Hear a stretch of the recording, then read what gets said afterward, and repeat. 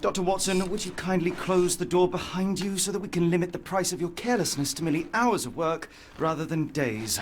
My apologies, Mr. Holmes. I found myself rather taken aback. I saw tidier houses in war-torn Afghanistan. Are those my surgical needles? I ran out of tacks and the matter required immediate attention. Was that my supper? Plainly not, for I was the one who ate it. I set it aside for this evening. And for that I am grateful. Is that my bed?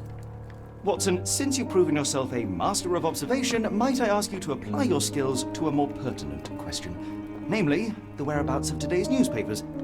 They are the key to everything. The newsboy is usually reliable.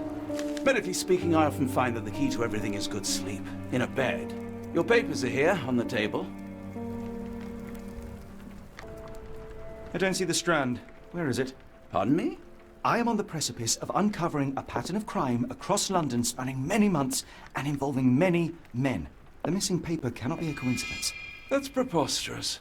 My dear fellow, life is infinitely stranger than anything which the mind of man can invent. Well, life used your newspaper to wipe its posterior, so after that unpleasant discovery this morning, I disposed of it. But in lieu of the Strand, perhaps I can deliver you something equally tantalizing. I have just returned from a patient of mine, Captain Stemwick, who... No, that will not do. Grab your coat, Dr. Watson. Let us hope nobody has collected the dustbin. Sorry, Mr. Holmes. I just sold my last paper. Blast. Then why are you still here? Boss pays by the hour. No sense in returning early. Any breaking news today? The dog accident. It's the talk of the town. Yes. Besides the tripe on the front page, anything about burglaries? I'm not sure, sir. You're a bright child. I presume you see everything that goes on around here? Nothing gets past me, mister. Then tell me, did you notice anyone suspicious at my door this morning? Like the man with your newspaper? Precisely. What do you know? I know the value of a shilling. Dr. Watson, Cool, now I can take the day off. did you see what he was up to? Nah, not really. I saw him approaching your house, but I had a customer. Then there's a loud bang. I ducked down. Not because I was scared, because I wasn't. I had to protect the merchandise. And all I could see was him kneeling at your door. Which way did he go? Not sure. I was distracted by customers. Sorry. Can you describe the man you saw? He was carrying a lot of books. Up to his chin they were. Never heard of a well-read assassin. Looks can deceive. Hence the appeal of disguises. All right. You earned your shilling. That'll be all. Thanks, Mr. Holmes. Maybe I could be your eyes and ears. If you have more shillings. Mr. Barnes? A word.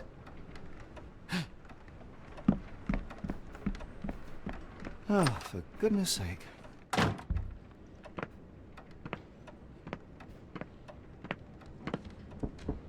Who goes there?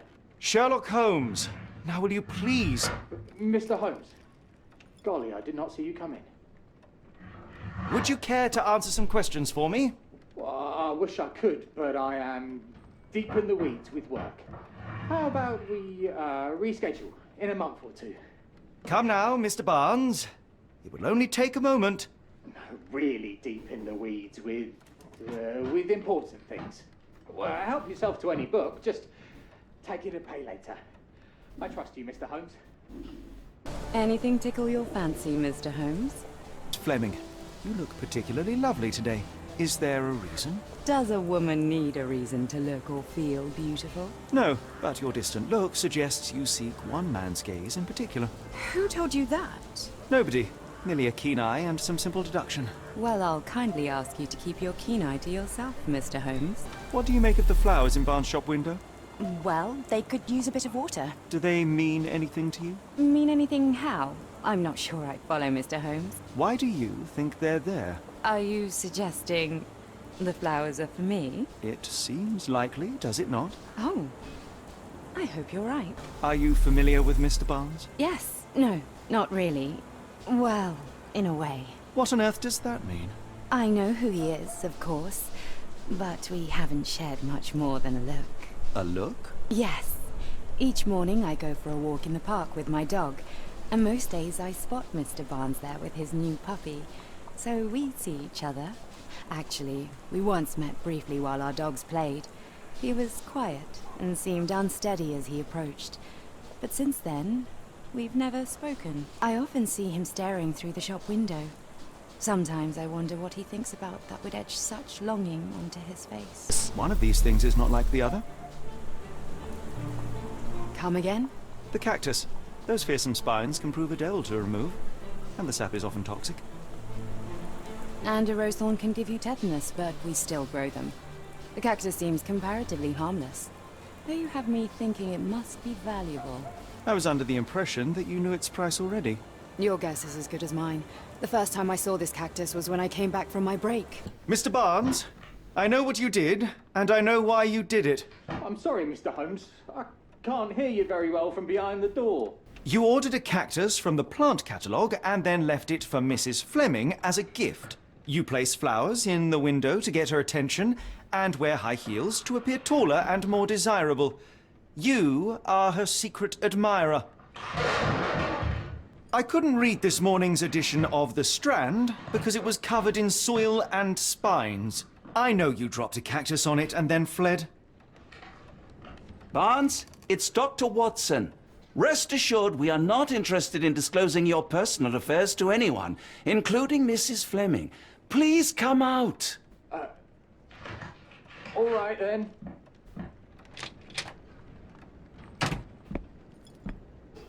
So, you know what happened then? I was on my way back from the post office, having picked up the cactus and some books. It was quite an awkward package, heavy too, and when I got to your door, I dropped the cactus in your paper. Forgive me. I needed that paper to prove a theory and prevent a crime. Your actions were rather disruptive. Your clumsiness carrying the post is matched only by the clumsiness of your romantic gesture. Oh, it's true.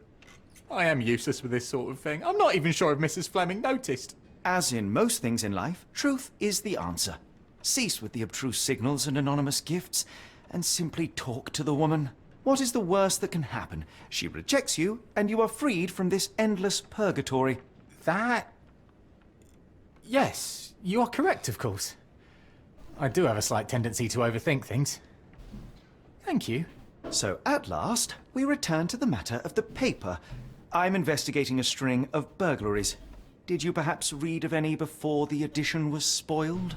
I don't recall, but you're welcome to read our copy for yourself. You had an issue of The Strand here all along? Well, naturally. I am a bookseller. I have a subscription to every magazine and newspaper in London. So you ought to be familiar with the concept of burying the lead. Oh no, my apologies, Mr. Holmes. I'll make it up to you however I can. I am an expert on obscure languages and translation and Yes, okay. Just give me the paper. Well, that was an utter waste of time. An assassination did seem rather unlikely. There was supposed to be another burglary. I was certain of it. Something you wish to say, Doctor? No. Well, only that you have a remarkable faculty for deduction and pattern recognition. And that perhaps, if ill-applied... I see things that are not there. Yes. It is London. There will always be burglaries. Doesn't have to mean anything. So it seems. Forgive me.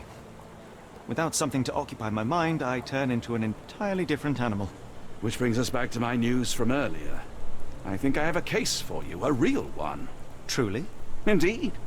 Though perhaps not as thrilling as your stories from Cordona. A patient of mine, Captain Stenwick, told me that his servant disappeared. I said I knew just the man to help. What do you say? Oh, Watson. Yes, I know it's not the most tantalizing mystery, nor the story to launch my writing career. But... It's brilliant. Let's go. Oh, good. Well, his house is nearby. Come. Is this lousy attitude of yours because of my altercation with Inspector Lockhart? Did he put you up to this? Sir, the inspector has nothing to do with it. I'm telling you the same thing I tell anyone seeking a missing person. Good day, gentlemen. Forgive the intrusion. Captain Stenwick, this is my colleague Sherlock Holmes, the consulting detective I told you about. At last, a professional. This useless officer refuses to do anything about Kimmy here, my missing servant. What was your name again? I shall be certain to inform your superiors. Sergeant Ruffles. And it's my superiors who made this decision, sir. Why has the police department decided not to help? We investigate murders, thefts, fraud, arson, real crimes. A servant walking away from his master is not our highest priority. That said, if we find Kimahia breaking the law, we'll be sure to notify Captain Stenwick. Have there been other disappearances lately? Of course, here and there. But when life is tough and opportunity comes knocking, you can't blame those who answer. Now, I must be off. Best of luck in your search. You heard that, didn't you? The way that man spoke to me. I shall need your written testimony. Then we can lodge a complaint. Captain, perhaps Mr. Holmes' time is better spent learning about your servant, so that he may begin his investigation. Ah, yes. Quite right. Fire away. Tell me about Kimahia. He's foreign. A Maori. All the way from New Zealand. Biggest man you've ever seen, and as strong as two. Dark hair and fearsome tattoos. He doesn't speak a whit of English. Never bothered to learn. But I made do with pointing. I invested a lot of money in him, so he must be found. When did you last see your servant? Kimmy here normally brings me the morning papers, but yesterday I had to get them myself. He must have escaped the night before yesterday. May I see your servant's bedroom? His shack is in the garden. You can't miss it. Did you search the room? Of course, but only to check he wasn't lying dead inside. Everything seemed normal at a glance. I take it this is the first time Kimahia has vanished? Undoubtedly. The man seemed terrified of the city. I think it was all the noise. He never left this estate. Should he cause any damage, I will bear the responsibility, for it was I who rescued him from savagery and brought him here to England in the first place. Is there any reason Kimahia may have left? I should think not. He had all he could have wanted. Gainful employment, new clothes, and all the cabbage he could eat. Did Kimahia make off with anything of value? Heavens, no. I would have mentioned it to Sergeant Ruffles. Still, he must have fled with some money on his person. No. I kept his wages in my safe. For security. All right, Captain. I think I have enough to get started. We shall first take a look around the mansion. Go ahead. I'll be here, mentally drafting my complaint. The door to your garden has an interesting lock. Yes, I have uncommon locks on every door of my mansion. It makes them harder to pick. Kimmy here and I both had a set of keys. I'll need to borrow them. No, you'll need to do what I tell you to do. Examine the garden. Do you happen to know Kimahia's shoe size? I wouldn't have the foggiest. But I'm sure it was enormous. Not that it matters. He spent his life barefoot. Despite my best efforts, he simply did not take to shoes. I came across a pile of Hessian clothes in the shack. Are they Kimahia's? Yes. I had to give him something to clothe himself. He seemed unfazed by his bare skin, but I found it distracting. Is this spyglass familiar? I don't recognize it. Could it be Kimahia's, perhaps? I doubt it. I never saw him with it, nor could I suggest how he might have come by it. Has Kimahia ever indulged in tobacco? No, the man doesn't even drink. Are you certain? I found chewing tobacco in the garden. I controlled Kimahia's expenses since he struggled with the currency. I would have known if he used tobacco.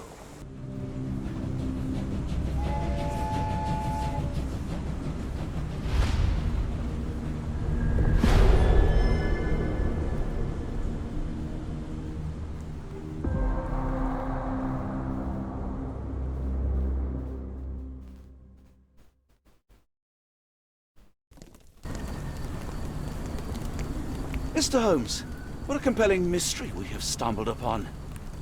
Perhaps I have the premise of my next novel. One kidnapping does not a story make. Stop! A black cat crossed before us. It's a bad omen. I did not take you for the superstitious type, Doctor. Such things are mere fantasies, tricks of a feeble mind. One imagines a physician would keep a surer footing in reality. Perhaps. Before the war, my time abroad was difficult. Once, I came across an Afghan, bleeding, who I could not save. He pressed a rosary into my hand. A gift, he said, so as to gain God's favor. After that... Dr. Watson? Yes, well, I shan't get into details, but sometime later I found myself lost in the desert. Dehydration set in, and things grew ever more dire. The man's words came to me. I said a prayer and placed the rosary on a rock. A gift to gain God's favor. And you were rescued? Yes. A detachment of British soldiers found me. To whom I'm grateful. It Without their diligence, you would not be standing here and I would not have this case. I'm sure you have another explanation prepared, Mr. Holmes, but I think I shall cling to the occasional superstition all the same. To each his own, Dr. Watson. So long as it does not interfere with my methods, do it. We must press on, cat or no cat. The question remains, why abduct Kimahir? Greetings, miss. I'm hoping you can help us. We shall soon see. I heard tell of a recent explosion in the port. What do you know of it? Ah, yes. Something exploded in a ship's cargo hold. Caused a terrible blaze. The sky was red with smoke till morning. Where precisely did it occur? The ship sank near the third pier, next to the dockyard. My colleague and I are seeking a burly man, above average height, with workman's boots. Half my customers, then. Your description hardly narrows things down. Your clothes are already tight, and soon they won't fit at all. How far along you? I thought I'd hidden it better. How did you know? Are you a doctor? In a manner of speaking. He's not. He merely has the ego of one. I apologize, miss. Mr. Holmes is fond of his observations, but I am the doctor here, not him. Do you need any help? I'm fine, thank you. I would rather not discuss my condition, nor let word of it spread. Are you familiar with a Roy Soulsby? Roy Soulsby? I know the name, but he's not one of my regulars. My guess is that he works somewhere around here. Pardon me, sir. I am looking for Roy... Not again. Yes, I'm Roy, but I can't help you find your uncle or whoever you've lost. Now, what makes you think I would inquire about missing people? You are the fourth person to ask this week. Just because I work at the port doesn't mean I keep track of everyone who comes here. May I ask what you're doing here? This is where the ship sank the other day. I'm trying to work out how we'll remove it. You say we are not the first to ask you about a disappearance. Do you recall anything about those who came inquiring? I only remember the foreign woman. I didn't catch her name, but those are her posters hanging up everywhere. She has badgered me twice now, but I still don't know nothing. And this woman can be found? No clue. She was talking gibberish. Now, where was I? Have you seen this before? My card? Where did you dig that up? At a crime scene near Baker Street involving a young servant's kidnapping, I might add. No. Someone used it without my consent. How else would it end up there? Hello, lad. Is this where I may find Dea? You read the poster? Yes? You know where my brother Girves is? Sadly, no. Well, not yet. Where did you last see Girves? He worked at a, warehouse. This man, Roy Soulsby, gave him the job. He paid him a necklace. Do you still have the necklace that Soulsby gave to Girves? Girves left it near the, shrine. I tried to sell it to buy medicine, but no one wanted to buy. How would you describe this Soulsby? He was big and strong. He had a big scary eye. Scary, you say? Yes, like it was made of metal. I want to speak to Dea. Is she around? Emma, my mother, she got sick after the fire. Big red smoke. She couldn't breathe, so I took her to the doctor. Now I am in charge. Don't go anywhere. I have been told that you hired Dea's son, Girves, right before he vanished. His brother also said you had a metal eye. What do you make of this? Tell that him to stop making things up. Have you ever heard of a man with a metallic eye? I've seen him even. Dirty Summers is the name. A nasty lout, with a silver ball in place of a missing eye. I shudder to ask, but where does one find a Dirty Summers? He likely signed on with a ship. I am not one to spy on others, let alone him. I see. My advice, keep away from him. What do you know about this poster? A foreign woman asked to put it up. She's plastered them all over the port. Any clues as to her whereabouts?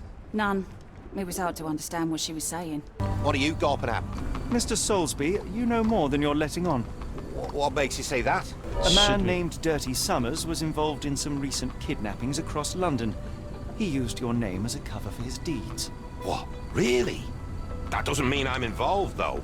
Your calling card was found at the crime scene. That's enough to make you a suspect. You cannot be serious. It's true. And that's before mentioning your gold watch. It's brand new and awfully expensive for a customs officer.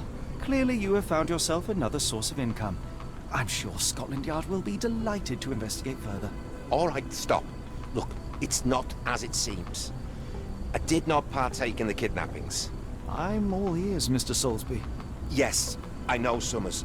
He paid me to turn a blind eye to his business in the warehouse area. Just that, on my word. You did not tell me which warehouse he used? I do not recall, but I used red paint to mark unsupervised warehouses. Ought to be one of them. What else can you say of Summers? He's a regular at the Cursed Mermaid. Goes there with his crew almost every evening. What for? I don't know. I assumed just for a drink. Why do I have the feeling that you know more about Dirty Summers than you're letting on? I have nothing more to add, sir. Enough. I have hard evidence that Summers was involved in recent kidnappings across London. I'm not surprised. So what? A customs officer, Roy Soulsby, testified that Summers was a regular here. You must know something about his business. All I know is his drinks order. If the lives of the missing do not concern you, then I would urge you to think about your unborn child. Are you threatening me? Many people are missing, and the main suspect based himself in your establishment. One word to Scotland Yard and your life takes a turn for the worse. Now, spare yourself the trouble and tell me all you know. Okay. Summers hired my private room. I think he used it to recruit people, but I haven't seen him in a few days. He paid me cash, so I paid him no attention. Nor did I touch anything inside. Here's the key, go and do what you will. Just leave me out of it. Wait, what's happening?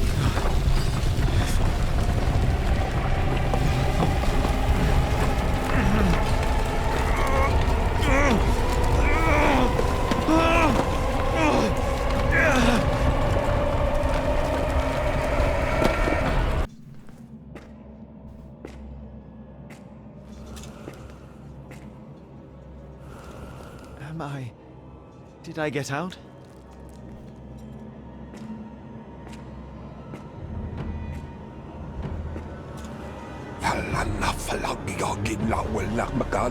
John? Holmes, are you all right? Fine. Watson, I'm fine, thank you for asking. Fine? By Jove, you should have heard the way you called out my name. It was just a game of shadows.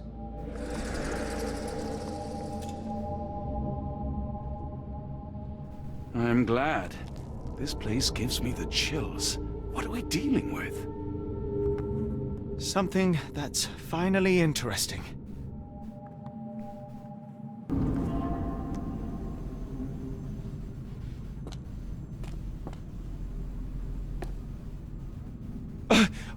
What the hell is happening, Holmes?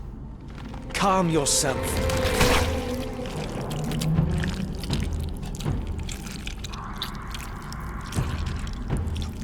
Cannot be.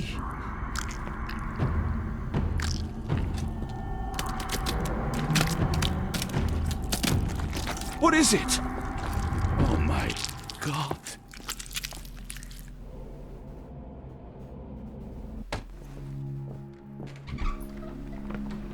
Please tell me we found all we needed to, Holmes. I think we found a bit more than that. Yet we have no clue as to where those people have been taken. And that's where you're wrong, Watson. We have more than enough. I just need to connect the dots. How about you pack your suitcase in the meantime, my dear fellow? Just in case. Dr. Watson, how does a trip to Switzerland sound to you? It sounds unexpected. What makes you think we should head there? It's all about the box with narcotics and Mr. Colby's clue, the cross inside a rectangle. Put two and two together, add a dash of research, and what do you get? The Black Edelweiss Institute in Interlaken, Switzerland. If we hurry, we can still catch tonight's train.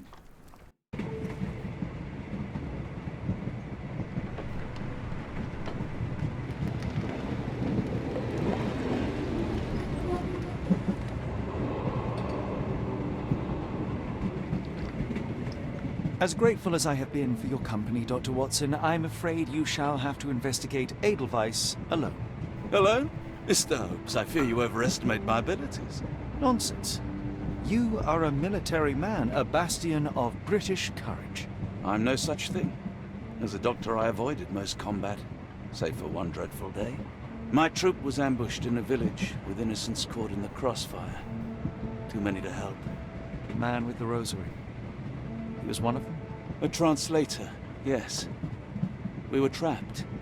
6 soldiers and myself. I thought it was the end. But Lieutenant Paget refused to go quietly.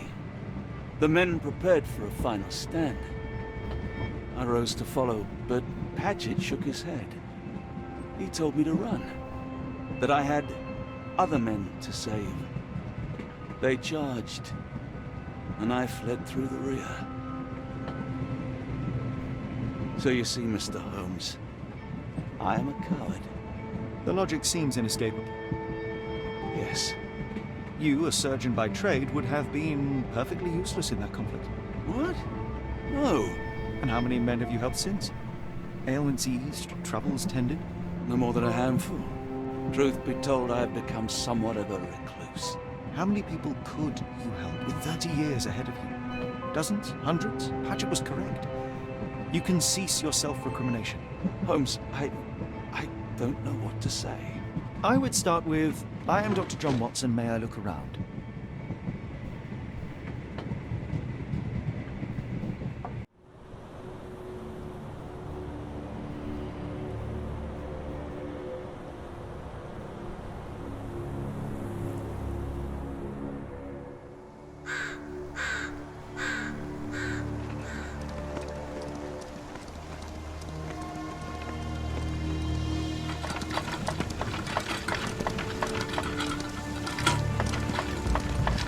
The Edelweiss staff will doubtless be eager to show off their facilities to a fellow physician. I have already taken the liberty of sending a letter on your behalf to request a visit. And what of you? I shall be pursuing other avenues.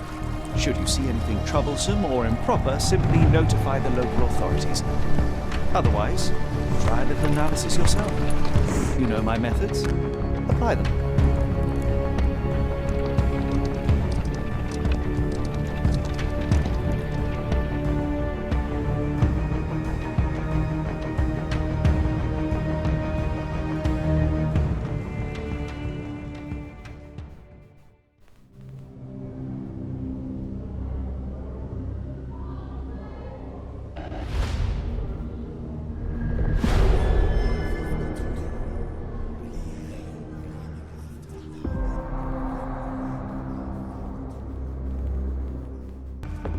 Salutations, madam. I am Dr. John Watson. I was wondering if you've got word of my visit. Yeah, Dr. Watson. We received your letter on the matter. Would it be to see Professor Gygax? At their earliest convenience, yes. I shall try not to take up too much of their valuable time. Wait here, bitte. Mr. and Mrs. Bronson, your girl has made remarkable progress. See? Take a look for yourself. My apologies for keeping you waiting, Dr. Watson. Surely you understand how medical work can make one lose track of time. Do not be sorry, Professor. I too know the importance of closely attending to patients. The work hardly stops here, yet the satisfaction of perfecting the mind compels us to persevere. I take it you welcome many a soul into your establishment? Admissions, yes. Visitors, though? I am curious as to what brought you to the Schwarzes Edelweiss. Word of mouth. An article I read back in London spoke highly of your institution. But rather than taking its word for it, I thought I would see things for myself. My asylum's reputation precedes it, then. Everyone, your attention, please. Guten day. Yes, hi. Hello. The name's Amos Colby, Northwood Detective Agency, Boston. I got questions that need answers. Who's in charge here? What seems to be the matter, Dr. Watson? You can tell me. By Jove, it cannot be him. That man, well, the real Amos Colby lies 6 feet under in London. No. In my line of work, it can't wait. The longer it takes If me you to wish get to the recuperate, truth, the Dr. more Watson, lives you are may placed avail in yourself harm's of the way. guest room. But I have so much more to discuss. Nurse, if you'd be so kind as to escort Dr. Watson to the guest room. Herr Colby, from Northwood Agency. How unexpected. I am Professor Gygax.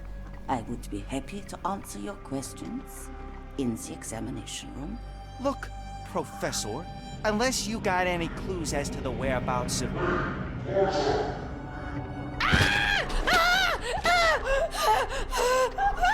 There is no need to be alarmed. No one gets neglected in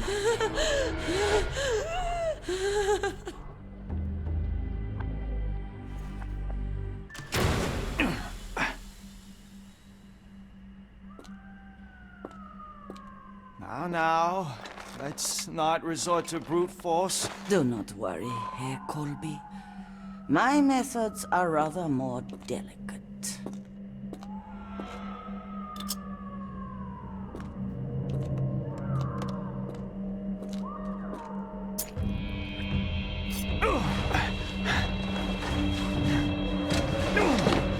Search him thoroughly. Then take him to the holding chamber. I need to decide precisely what to do with our guest. You there! I command you to free me at once. I'm not sure that's a great idea at the moment. How dare you deny me? I must have my revenge against the lickspittles upstairs. Fortunately for you, I'm here to stop the very same people. You are? Indeed. But first, I must discover all I can about this institution. Tell me, have you witnessed the arrival of any foreign patients? Tell me? The gall, the impertinence to bark such orders. Please, we don't have time for this. Do you know with whom you speak? I am the great Napoleon.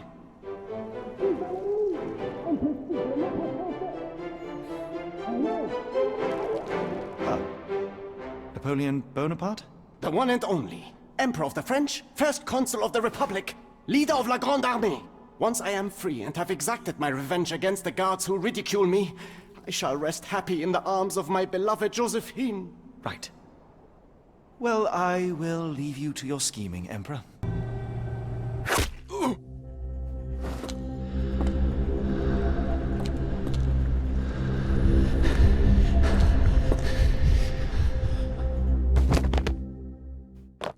Go away, or I will tear your lips from your skull with my fingernails! Miss, I'll gouge your eyes out and cut off your hands, just like you did to Heidi.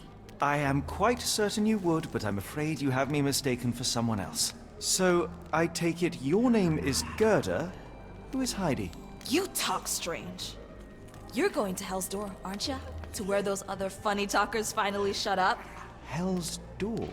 To what do you refer? Only Heidi had answers. Go away, pig! I said go, or you will spend your last moments on Earth screaming. This door won't stop me. I will make them pay for what they did to Heidi. I found Hell's Door, the one that made the foreigners silent. Remember? How do I open it? You want to enter Hell's Door? I can't tell you. It was Heidi who knew. I can't talk. Now listen here. Only Heidi knew the answer. And she's gone. Gone. Gone! I believe I have found your friend. Heidi! Oh, poor girl. What did they do to you? Shh.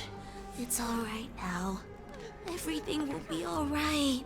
Please, Gerda, now I have found Heidi, I need some help from you in return. Shh, Heidi. We should thank the man, don't you think? How did you end up in Block B? The nurses say I'm prone to violent outbursts, but they're wrong. I just do what Heidi tells me. Have you ever met Professor Becker? I remember him. He was in charge here before that witch Gygax. But I haven't heard his voice for a long time. Too bad. He was nice. Professor Gygax seems to rule this facility with an iron fist. Do you know anything about her? She's sick. She did nasty things to us. Separated me and Heidi just for fun. Before she got here, this place was all right. Tell me all you know about those funny-talking people. We'd hear their screams. The guards would take them down the corridor behind you and they'd disappear. And the screams would stop. I found Hell's Door, the one that made the foreigners silent, remember? How do I open it? Gerda, please, I cannot get inside. You have to tell me how to open it. How can you speak to me like nothing's wrong? Can't you hear? Heidi crying? Look at her! Look! She's suffering. I can't even hear my thoughts over her screams. Poor Heidi. We will fix you. I promise. We will fix you. I shall leave you two to get reacquainted. Will this help fix your friend? Give it to me. How is she feeling? Everything will be all right, Heidi. Everything. Gerda, I have a couple of questions. Yes, Dirty little mouth, Gerda.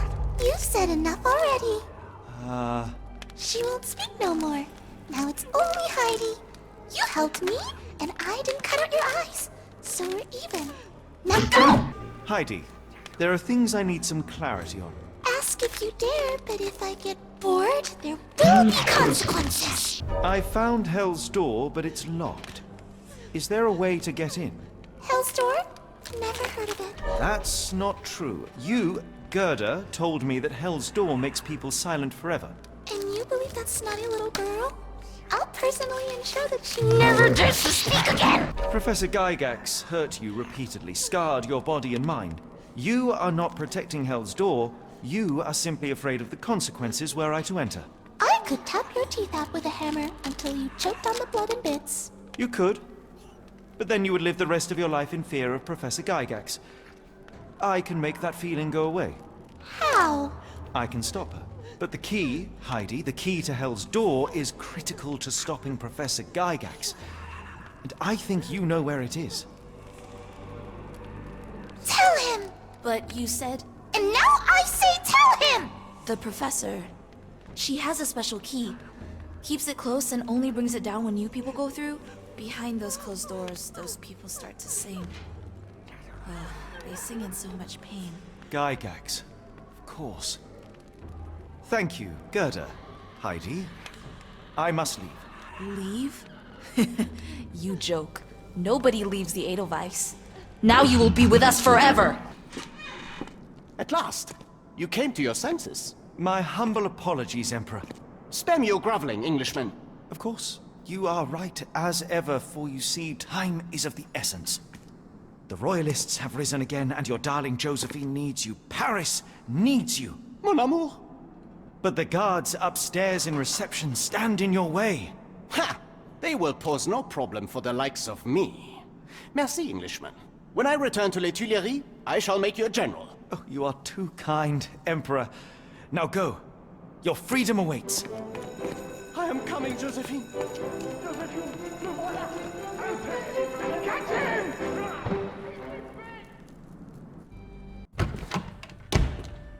Psst. Watson. Over here. Holmes? What are you doing here, and where did you get that outfit? It is unimportant. I require your assistance. What is happening, Holmes? I need an explanation. It's quite simple. I created a distraction so that I could tell you something important, and in turn, I need you to acquire something important for me. How can you call any of this charade simple? Watson, we can discuss this later. Time is of the utmost importance. The kidnapped people may still be here. This is what I know so far. What? You really found all this on your own? Focus, Watson. I need you to find a key. It will be most unique. All the details are in my notes. Logic dictates that Gygax will keep it near her. Once acquired, you must get it to me. Perhaps the kitchen dumbwaiter could be of use. Holmes, I can't do this. I'm no spy. Yes, you can, Watson. You are unfailingly dependable.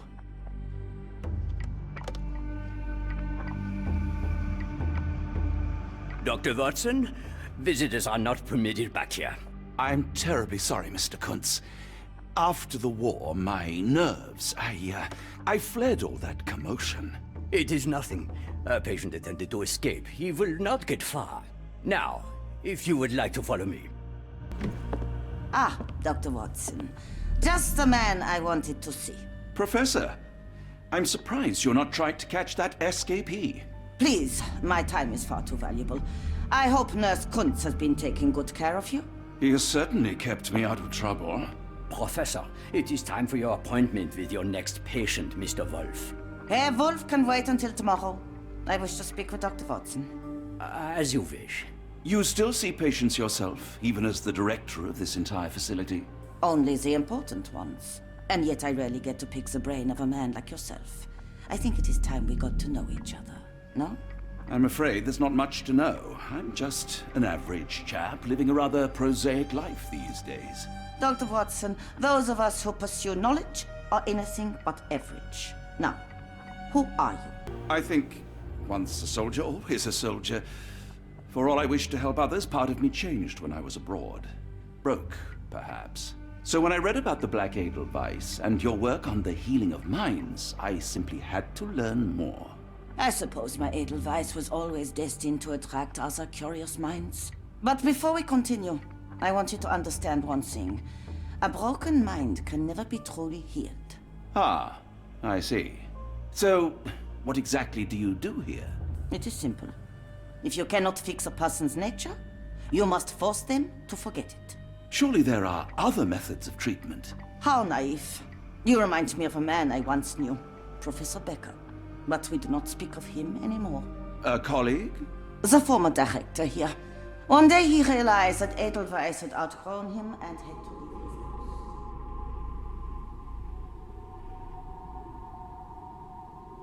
Do you grow weary of me already, Doctor? How rude of me. I was absorbing your wise words, Professor, and must have got distracted. Was my conversation boring you? No, not at all. I merely... No. I understand full well. You're not seeking conversation. What do you mean? It is obvious. Your mind craves truth, but not in this form. You must witness a practical demonstration if you are to learn. I'm certainly intrigued. Would that be possible? Of course. I propose a journey between the jury of the human brain. You will not leave without being truly enlightened. Kunz, take Dr. Watson back to the courtyard. Then tell the nurses to prepare the operation room and the girl with the doll. Yes, Professor. Our preparations will take a little time. I will come for you soon, Doctor. Am I right? Oh, hello. Who might you be? My name is Dr. John Watson. I wanted to talk with you, if you didn't mind. Ah, Doctor. I don't suppose you could help. I seem to have forgotten where I am. We're in the Black Edelweiss, Mr. Wolf. It's an asylum in Switzerland, and you are one of its most important patients. But why am I here? That's what I was about to ask you. I can't remember. Sorry, I can't remember anything. It's all right. You don't need to push. Try to relax. Let the thoughts come and go. Now, what comes to mind? Mr. Wolf? Oh, hello. Who might you be? We just went over this. I'm sorry, but I don't think we've met. We were just discussing this facility, the Black Edelweiss Asylum, and why you are here. That name does sound familiar. Holmes, the things I do for you. Excuse me, who are you? And who's this Holmes fellow? I am Dr. Watson, and Holmes is, well, you could call him my imaginary friend. That's just a little joke, don't mind me. But why am I here, Doctor? Am I sick?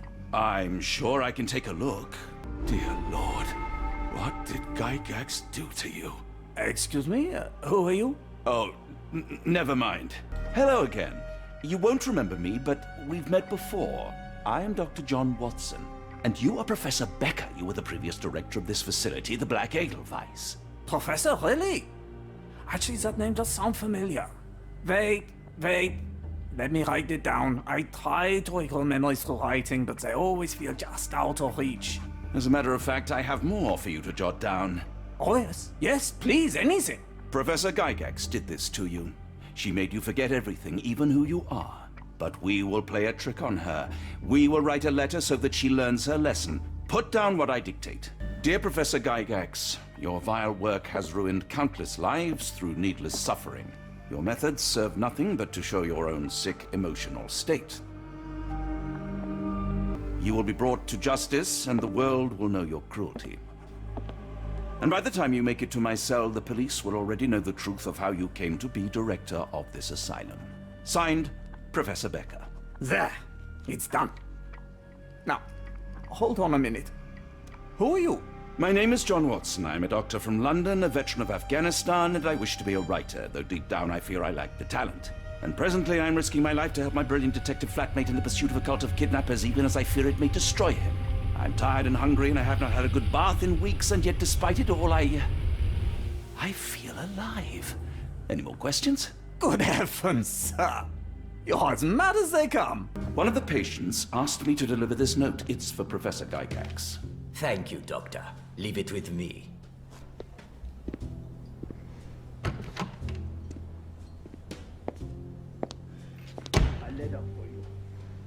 Unbelievable. Kunz, with me.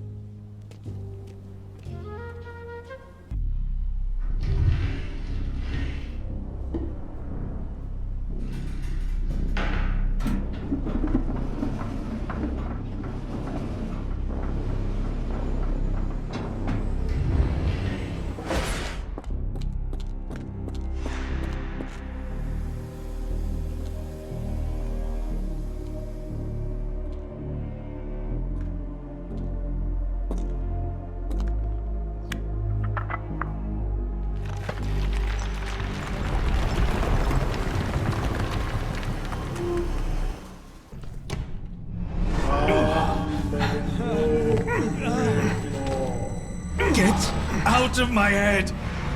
Your iron-fisted, devoid of soul, find reverence for the one that trembled. Lord!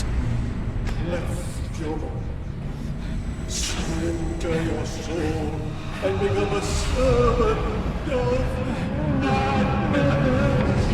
Please! No more! Stop it! Watson! John! Somebody! Wretched mortal, do not fear what is to come. Let him rupture our world anew. Awaken! And let the world behold!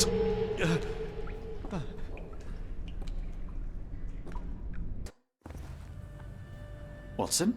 Holmes? What are you still doing here? Still? I was trying to find more information. Did you think I was just going to sit in my room twiddling my thumbs? I only asked you to find the key. I had everything else under control. Says the man who looks like he saw a ghost. I'm fine, Watson. You're hardly fine. You reek of congealed blood and chemicals. What did you see down there? Never mind me. Where's Gygax? I'm afraid she's over there. I found her like that when I entered, on my word. What? She was our biggest lead. Yet another wrinkle in our investigation. What do we do now, Holmes? Hush. Let me think. We've got what we needed, Watson. This conspiracy reaches further than we thought. I don't suppose you've ever been to New Orleans? You are joking. I seldom do. Let's go. There's no time to waste.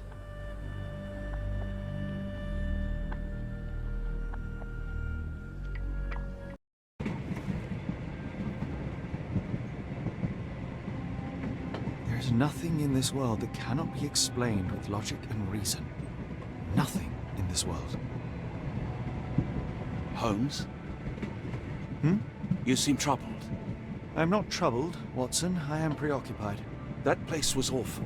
Inhumane. It would be natural to experience some feelings of shock or fear.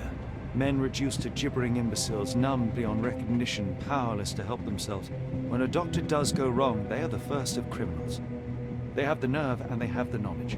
That woman did not deserve the title. Such casual cruelty for such selfish aims. I knew another man like that once. He treated my mother, perhaps even killed her, depending on who you ask. My sincere condolences. In the end, she was just a shadow of herself. The outline of the person I recognized, but lacking all else. She was pushed until she cracked. Should you see me cracking, John, I must ask you to intervene. Nothing compels us to pursue this matter further, Sherlock. We can return to London, report what we have discovered. Let more capable hands take over. Alas, there are no such hands. Were we to abandon our quest now, I fear no other would succeed in our stead. We know nothing of what awaits. What dangers lurk in the darkness? Nonsense. We draw nearer to New Orleans with every passing minute, and thus closer to the answers we seek. Those answers, for all their perversity and improbability, will, nevertheless, be the work of men. And that is a work I have studied well. So be it.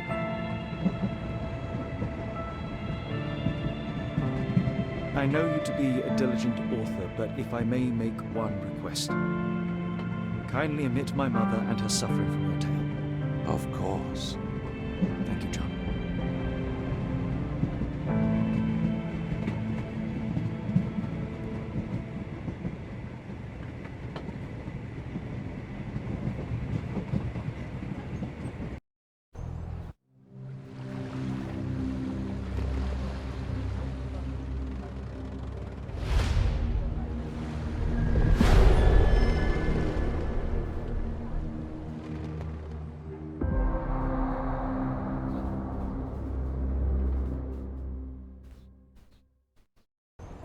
Ah, Holmes. After our trip to nippy Switzerland, I can certainly use some of this New World heat. Do not get carried away, Watson. What we could certainly use are answers to my questions. I know, but you look exhausted. Why didn't we find the hotel first? We shall rest when our investigation is over, and not a moment sooner. I shall ask you to handle our bags while I search for the bank. As you wish. Oi! Stop it, you! Our luggage! Mr. Frank Barnaby, right? Auction's about to start. In the flesh. Now, if you'll excuse me. Well, hold up. Written invitation first. Can I present another piece of identification? Nope.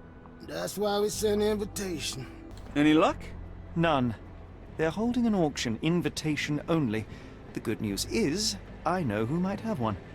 We need to find Mr. Barnaby. Watson, time is of the essence. You will go to the bank, not as yourself, but as Frank Barnaby. Holmes, we look nothing alike. The hat and coat will do the heavy lifting. Just stay cool, play the part, and no one will notice the difference. Trust me. Mr. Barnaby. Right you are. Shop owner. Right. Your invitation, sir? Here you go. You okay, sir? Seem to have the jumps. I'm in a rush. Come on in. Morning, sir, and welcome to the E.W. Gray Banking House. The auction will begin shortly. Name's Zoe Clemens, and I'd be delighted to help you. Pleasure to meet you, Miss Clemens. I am Frank Barnaby. I do have some questions, if you don't mind. Forgive my curiosity, but who was the previous owner? Sir, I ain't at liberty to disclose them details. These gems are rather curious. What can you tell me about them? These rare beauties are black opals, all the way from Coober Pedy, South Australia. When they catch the light, the dark stone becomes a brilliant rainbow. It's something special. It doesn't say where these stones came from. No provenance, no previous owner. I'm starting to suspect they were illegally procured. What? We would never. I can assure you these gems were bought from one of New Orleans' most upstanding citizens, a philanthropist no less.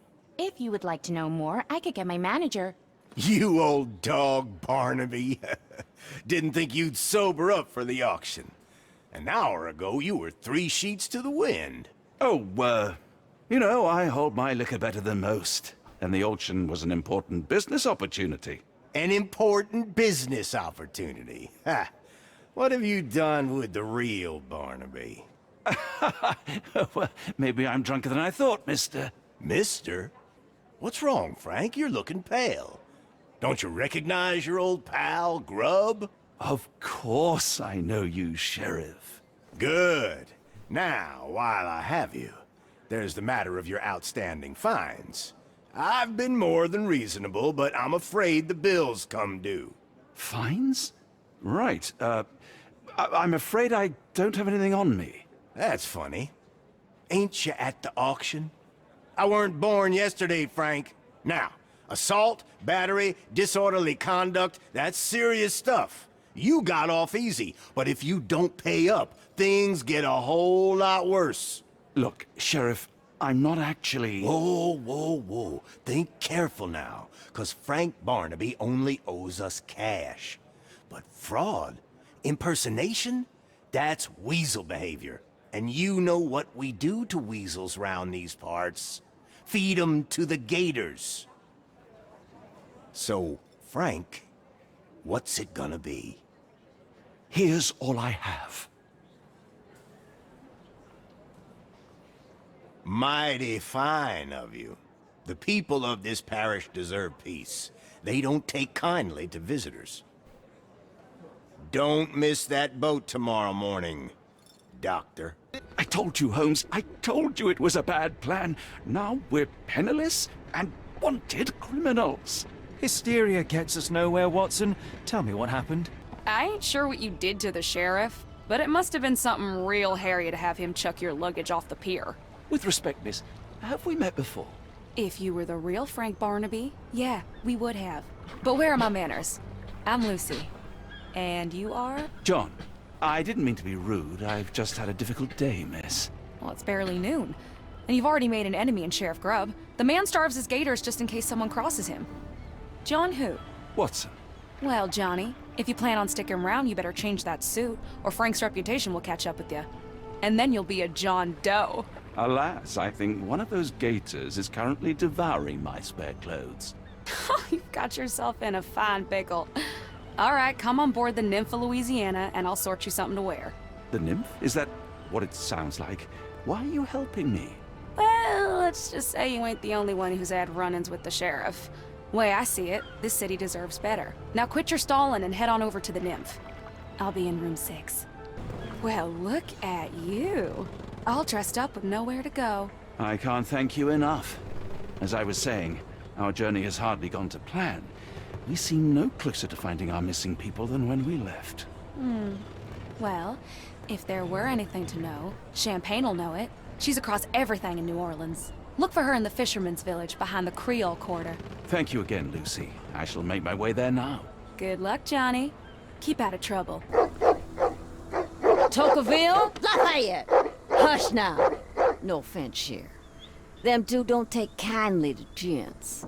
Especially foreigners. How can champagne help you? Trip to the bayou? Feeding a huge crocodile? Some other time, perhaps. Word has it, you know everything that goes on round these parts. Maybe. Maybe not. What you want to know? The bank in town recently purchased a valuable collection of gemstones from a wealthy man. What do you know of it? Sure. I hear everything.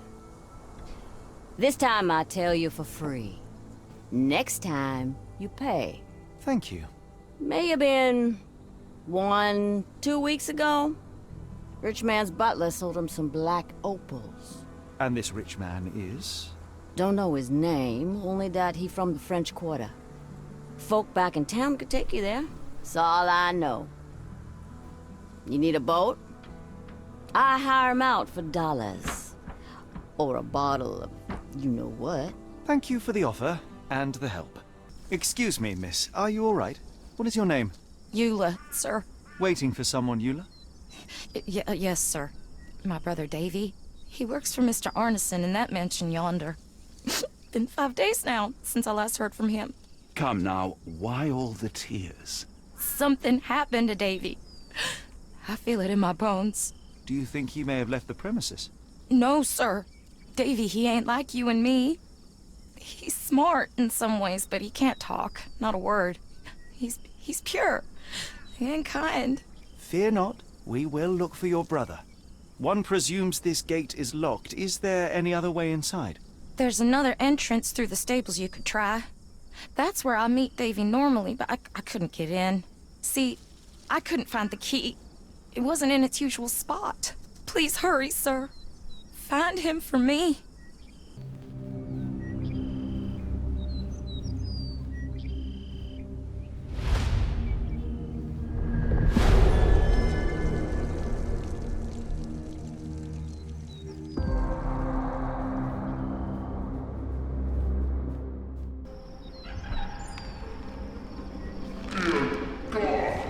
Watson, quick. Get it up.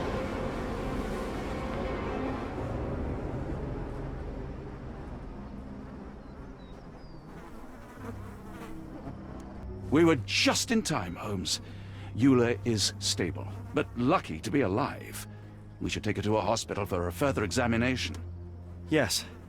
I fear I was wrong, Watson. The sheriff is not a man to be underestimated. To lynch an innocent woman just to send a message, it's evil. We're not safe in this city, nor is anyone around us. Then we must not dawdle. Help me get Eula to her feet. No. I will not leave here without Davy. Miss, please, we must get you help. No, I will not be deterred. I will get my brother and bring him home.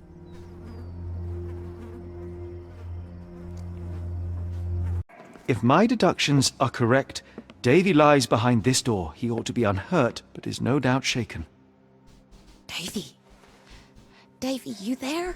Davy, we understand what you witnessed before. It's safe now. You're safe. Please, let us in. Your sister wants to see you. Everything will be all right, I promise. Yeah, them gentlemen speak the truth. Just open the door. Big sister's here for you. Davy! Oh, come here, you! Thanks, sirs. Lord bless your souls. Let me examine him, miss. I want to make sure he is unharmed. Remember, he may be mute, but he still understands you. Davy seems in good health. The bruise is a remnant of that awful night, perhaps even caused by the intruder, but he is otherwise unharmed. In fact, I believe life here was good for the boy. Arneson and the others cared for Davy. That may have allowed him to withstand such horrors. I need your help, Davy. We know that the man with the curved dagger is responsible for all this. You recognized the man, yes? The same one in the photograph in the office upstairs, standing with Arneson. Good. Please, write his name. And one last thing. The room with an image of a bell on its door may hold important answers. Do you know a way in?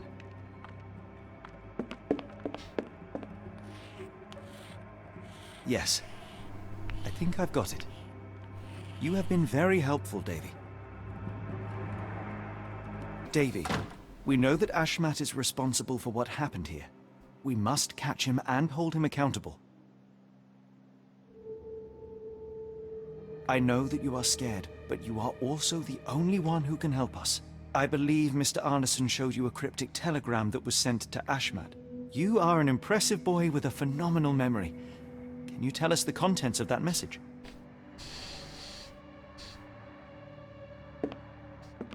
Thank you, Davy. Watson, please copy down everything he writes.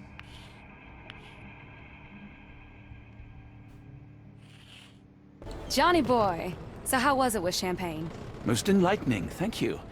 And now my friend Mr. Holmes would like to talk to you too. Well, ain't you something? What can I do for you? I'm afraid I bring bad tidings. How bad? It concerns your significant other, Arneson. Arneson? Now, who said we were lovebirds? Lucy, we only mean to help. No word of the matter shall spread. What are you implying? The man in this letter seemed ready to declare his feelings for you. Sounds like he was more than a client. It's part of the job. Men can say weird things when they think they're in love. This photo of you and Mr. Arneson suggests the feelings were reciprocated. Looking interested when with the client is part of the job, Mr. Holmes. I don't even remember the man. You mean to say you take pictures with everyone? If they ask nicely. And pay. Arneson definitely paid. For a ring in your size, inscribed, "My princess, my love, my heart." It is for you. Arneson was going to propose marriage. Facts are clear. You know Mr. Arneson and, perhaps, even love him back. Regardless, he has been abducted. His life is hanging in the balance. Please, help me save him. Oh my Errol! What have you gotten yourself into? I didn't want to believe this could happen. Lucy, what do you know? Could it have been the sheriff? I don't know, John. This town has darkness in it. Errol and me, we had plans, dreams. We wanted to make this place better for all the folk who live here. Errol had grown suspicious of Ashmat, thought he was acting odd. He brought up the bayou. I told him to leave it all alone. The water's there. They swallow everyone. You mean the alligators? No. It's local legend. The bayou's dangerous. Any visitor that sees death's messengers, they die. These messengers, are they abstract or a landmark? They're white lilies. You see a path with them flowers, you turn around. All right, Watson. We must find someone to take us to the bayou. Lucy, you have our thanks. We will go and look for Arneson. Hello again, and thank you. Your last tip proved extremely useful. Don't mention it, Cher. Champagne ain't one for trickery. Now, if you need more help... As it happens, we need to take a short trip through the bayou into the nearby swamp. Of course, you'd receive fair compensation. It's almost dusk, and only fools go into that swamp at night. Come back tomorrow. Champagne will take you down. That will not do. We must go now. It is of grave importance. I won't take you. But if you're crazy enough to go, I'll sell you the boat. Wouldn't you know it, I came across a bottle of your namesake. Will that be enough for a boat? It's warm. The bottle's dirty. But we got a deal. I'll even lend you this rifle. If you're going in the swamp, you'll need it. One last favor. The boat that we came on is to leave tomorrow for Europe. Would you kindly relay a message to the crew for us? We may need them to hold their departure till 8 in the morning. Of course.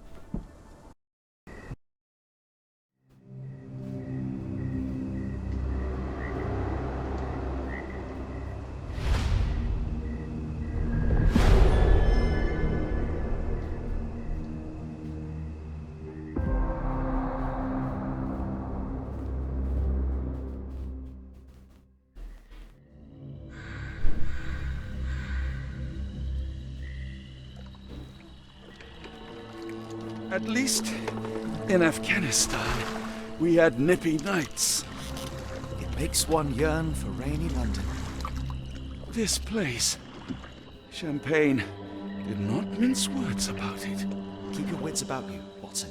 We are inching closer to the heart of this mystery, however dark it may be. Hell's bells! I told you to stay away, Doctor. That he did, Holmes. I rule these waters. No hiding from me here.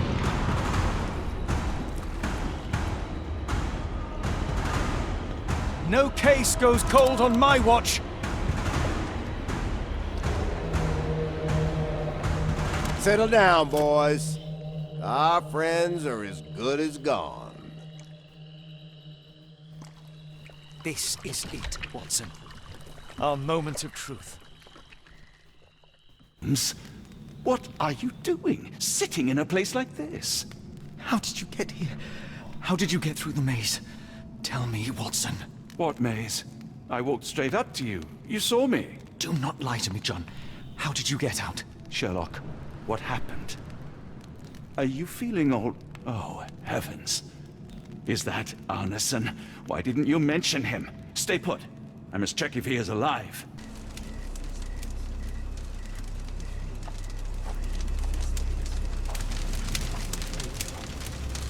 Free me festering soul and let me feel. Free me festering soul and let me feel. Eyes without purpose and now see the truth. Tear me mind from me flesh, score me festering soul. Phantoms of nothing, we are born to die, filth in the eyes of our eldritch lord. Free my festering soul and let me feel. Oh, please, I wish to return.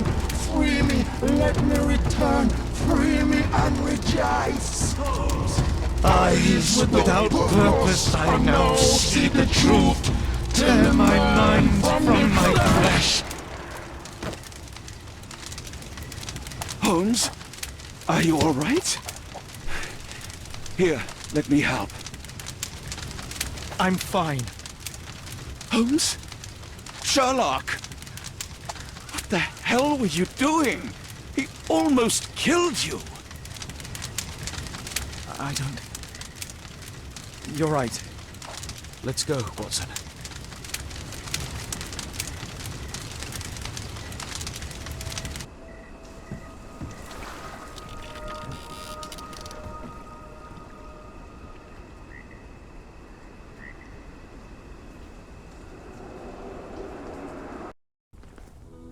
Bon Dieu! Still among the living. We are, though not for lack of trying by the sheriff. Well, he'd been telling people you died in the swamp despite his trying to save you. Crooked man. Through and through. Wait, is that Mr. Arneson? Yes, but he's not well. You know Lucy? Belle from the Nymph? That I do. Please bring her here. Mr. Arneson needs to see a familiar face if he's to have any chance of surviving. Power of the heart. I get you. Wait here. Errol? Oh, Errol! Reckon we should give him space. farewells are painful. No, tell me that's not true. Watson? Mr. Arneson has endured a lot. Lost 4 fingers, a lot of blood, and some of his sanity. But with rest and tender care, he ought to survive those injuries, both physical and mental. Thank you, Johnny. I'll take care of him. Thank you for bringing him home to me. We'll be all right. Are you quite certain? Do you have the space? The resources? I will stay with him at the mansion. It is not a burden to take care of your love. His property is in quite a state. It may not be the best place for recuperation. Hush now. Champagne will see it sorted. Then it's settled. Hear that, Errol? Us living under one roof. Careful what you wish for. Oh, and champagne? I'm about sick of watching that sheriff run riot through New Orleans. We ought to talk. Funny. I was just thinking that grub did nothing to save your man. Together, I reckon you, me, and Errol have the sway to make some changes round here. I like the sound of that. Holmes, our boat. Oh, we must make haste. Farewell all. Take care.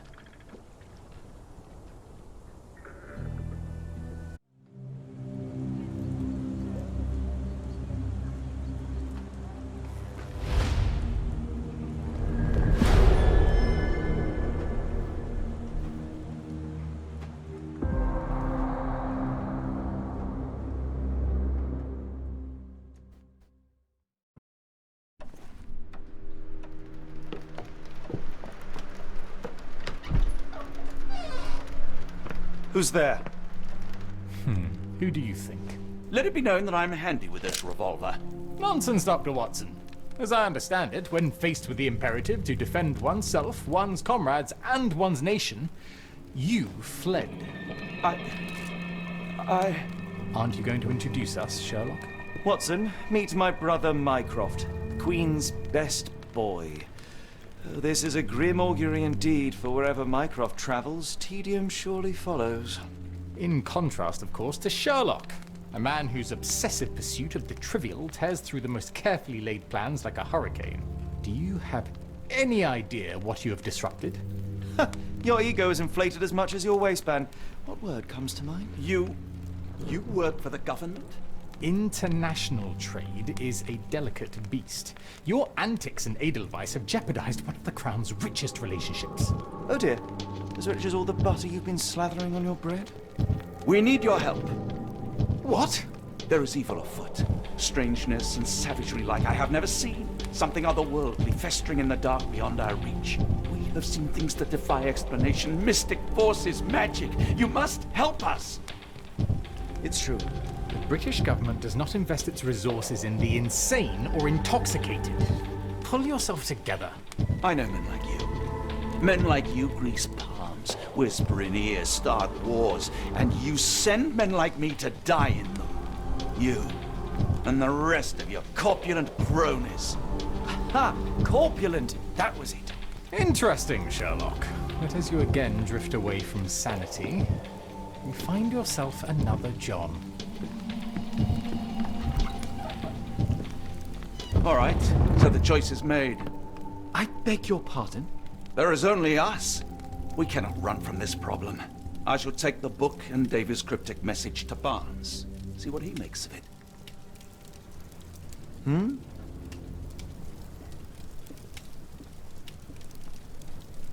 It has been a while, Barnes. Dr. Watson. Indeed it has, and good to see you as always. How can I help? Someone is full of pep. Oh, yes. Mr. Holmes, he was quite the inspiration. Last time you were in town, he offered me some stirring advice, which I have since acted upon. Holmes is nothing if not provocative. Indeed, the thorny truth is often hard to hear, but it did the job, and now my heart is full. I'm glad to hear it. Much obliged, Doctor. Barnes, does Stevenson's guiding light mean anything to you? Well, my mind first goes to Robert Louis Stevenson, an up-and-coming author. I've been following his work in the periodicals. Interesting man. I take it his literary pursuits are somewhat of a deviation from the family business. What makes you say that? He wrote a poem. Let me see if I have it still. Yes. Say not of me that weakly I declined the labours of my sires, and fled the sea, the towers we founded and the lamps we lit. The labours of his sires. I wonder what they do. I have a book on great British families. If the Stevensons have achieved anything of note, they will be in there. Please, feel free to take a look. It should be on the shelves to the right.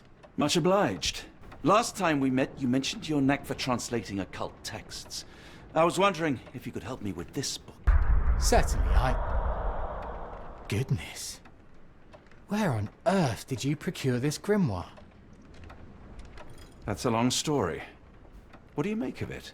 It seems to describe pagan rituals, ancient deities. Wow, what a marvel. I can try and translate it for you. Just the pages bearing that symbol. This section, really. Entity of ocean or time. Oh my. Oh, already on it, as you can tell. If you can have it done at your earliest convenience, that would be lovely. Say, do you possess coastal maps of Scotland? Indeed. Have you figured out what the Stevensons are known for? Feats of lighthouse engineering. You have my thanks for the book. My pleasure, Doctor. Do you need any particular part of the coast? Loch Harbour, West Coast. Right then, I'll unroll it on the desk. All yours. In the meantime, I will attend to my translation. Much appreciated. Barnes, have you finished with the book? Yes. I've written out a translation of the section you wanted. It, puts the grim in grimoire. I thought as much. Long story short, it details macabre rituals, death, leviathans, and the apocalypse. See for yourself. I must ask you to leave the book with me so I can read more of it. It's compelling. Very compelling. I don't think that would be wise. Please give it back. That said, I remain grateful for your immeasurable help. Oh, how disappointing. I hope you will consider lending it to me in the future. Good day, Doctor. Mycroft, here to buy a book on fraternal dysfunction? The Holmes family is beyond counseling, Doctor. True, more deserving of scientific study. What do you want? I came to warn you. Perhaps you have a moment to... Sorry, I reserve Tuesday afternoons for time with friends. I'm worried about Sherlock. He's not well. You should know that he has had episodes in the past. Detachment from reality. He will need your support. Such gall. First you crush him under your boot heel, now you ask me to pick up the pieces.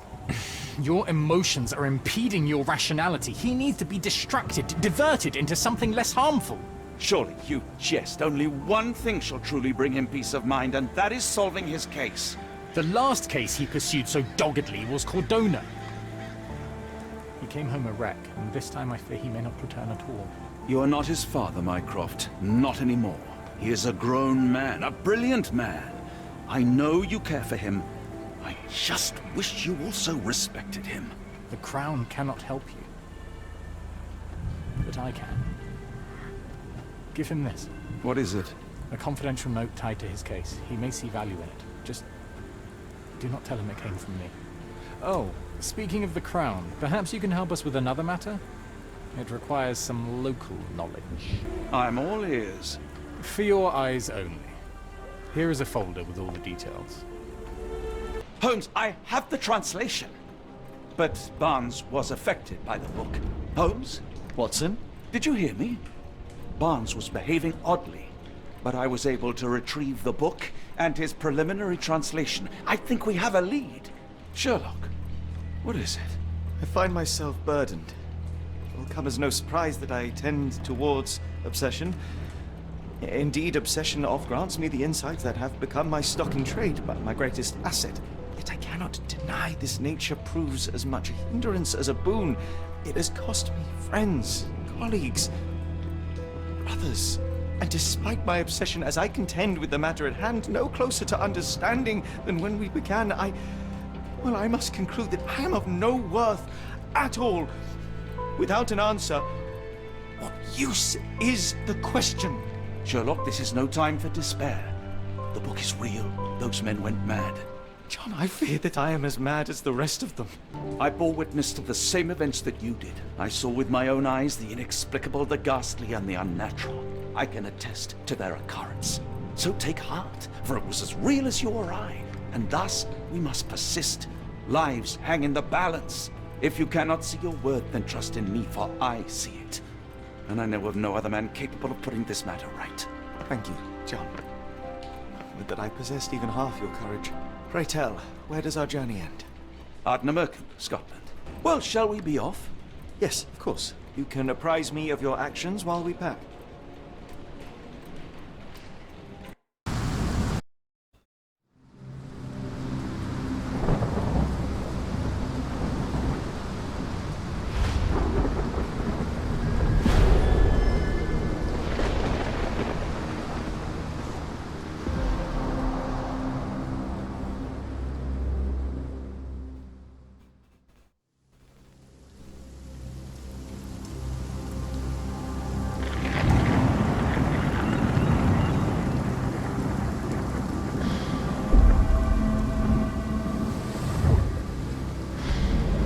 Holmes, if we don't make land soon, I fear we will join those missing souls.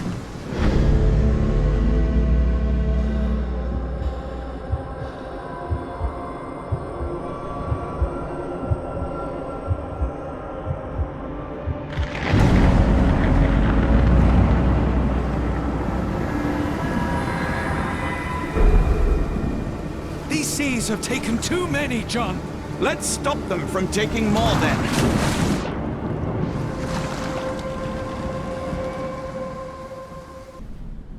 Holmes. Holmes, come on, wake up! Thank heavens. What were you doing? What happened?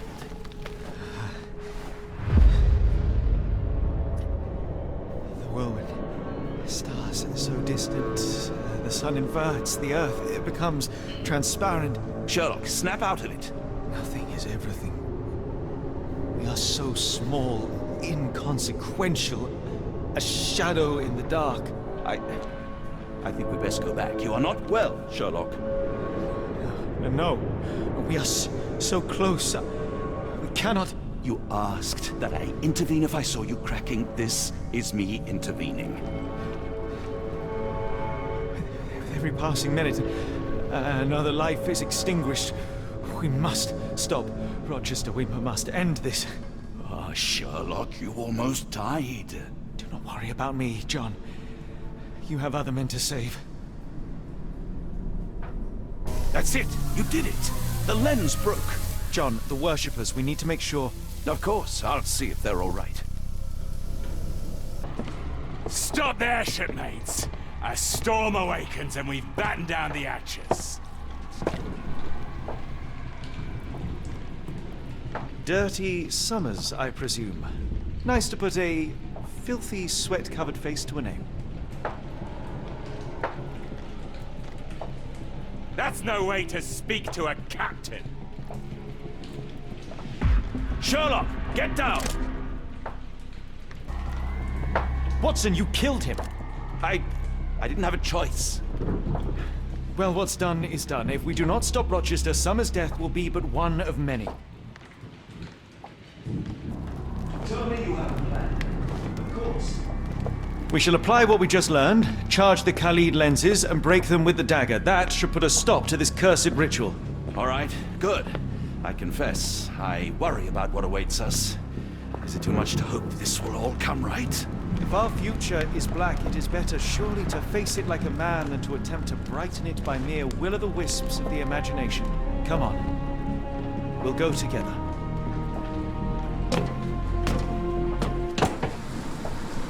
Look at them all. We have to help them. Watson, stop. Rochester will see you. What should we do? We get answers. Stay here, see to the lenses. I shall confront Rochester. He owes me the truth. Sherlock! Sherlock! Mr. Holmes, you are late. Was the path here not as you anticipated? You expected me? We've stood here before, Mr. Holmes. Another you, another me. Many years ago. I wonder what will happen this time. What? What are you talking about? Join me. Bear witness to the end. cannot bear witness to anything, Lord Rochester. You are blind. How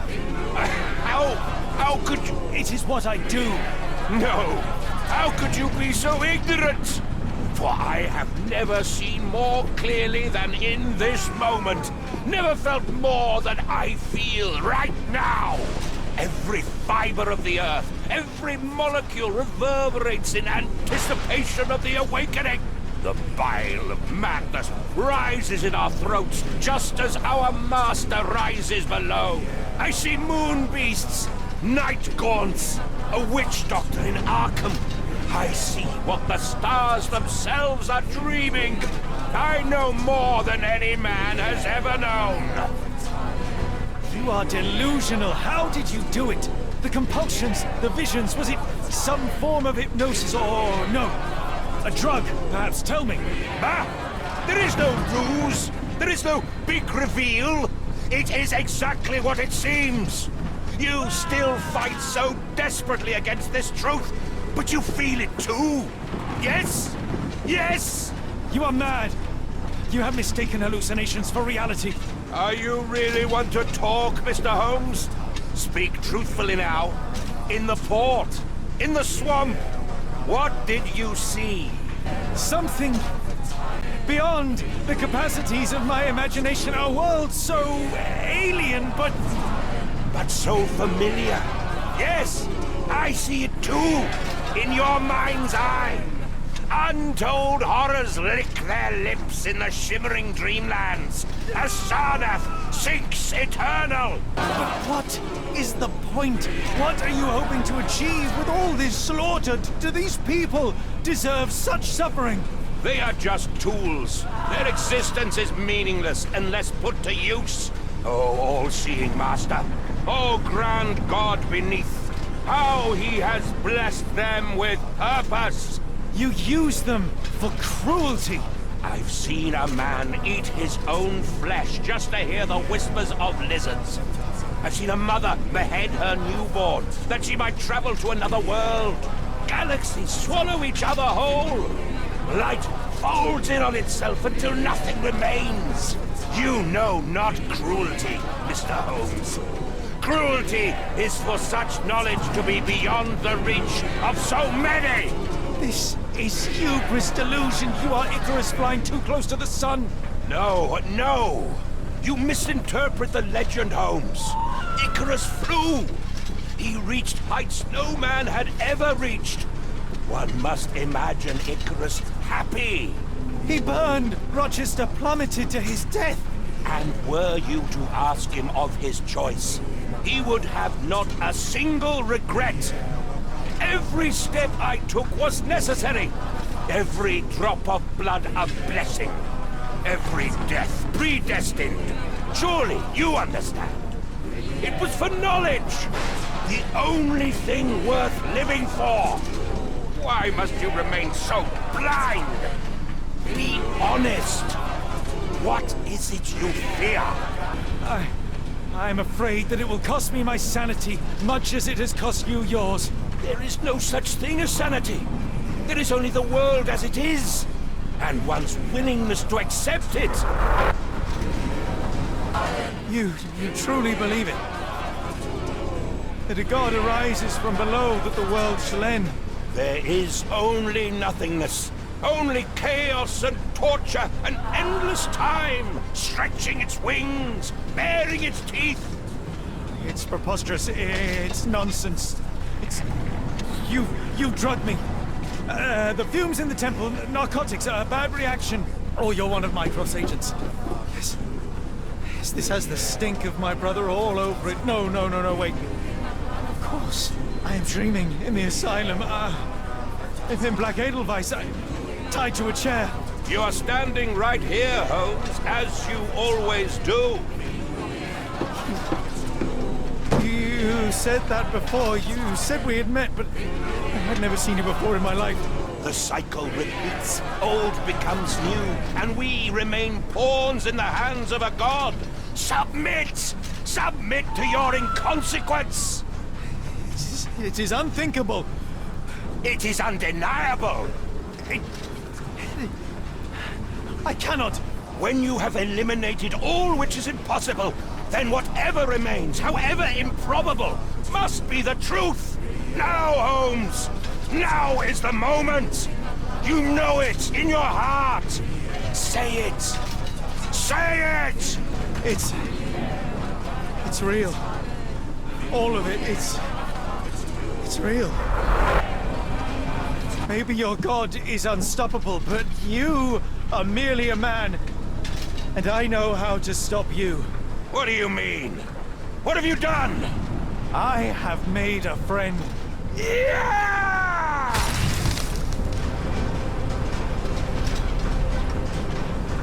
No! Curse you!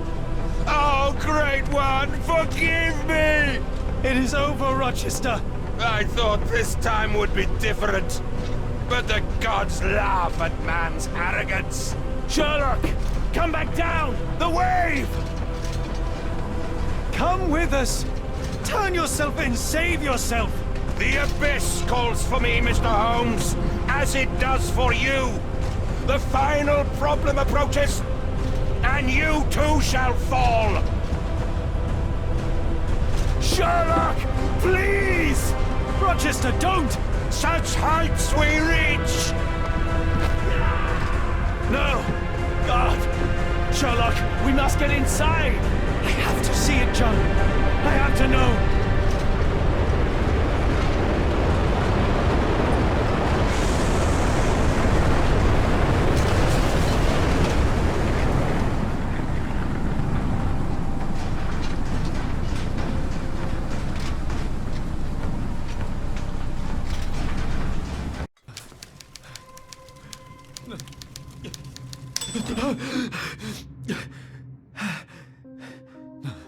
Apologies, did I rouse you? I could relocate to the study, but I wanted to be at hand should you need me. No. The sound of your keys. It is my tether back to the waking world. I find writing of our adventure helps me too. Perhaps at some point you could read it and tell me if it accords with your memory. There are moments in our journey that only you were privy to. Your encounter with Gygax, your visions with Light of the Abyss, your confrontation with Rochester. No. Pardon me? Do not publish it. It would be professional suicide. You would be a laughingstock, a fabulist, concocting penny dreadfuls for the unwashed masses. And I would no longer attract a distinguished clientele, but madmen convinced I could connect them to their deceased relatives or help them capture a fairy. Ah. It doesn't seem to get any better, does it? When I close my eyes, John, I am falling. Falling into a black abyss. It is endless and suffocating and unforgiving. What I would give for a dreamless night. It's going to be all right, Sherlock. What is that? It will help you rest. No, not that. No.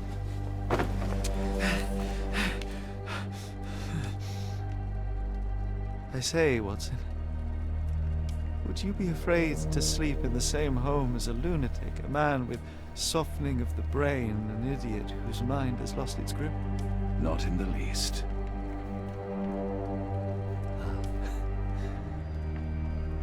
That's lucky.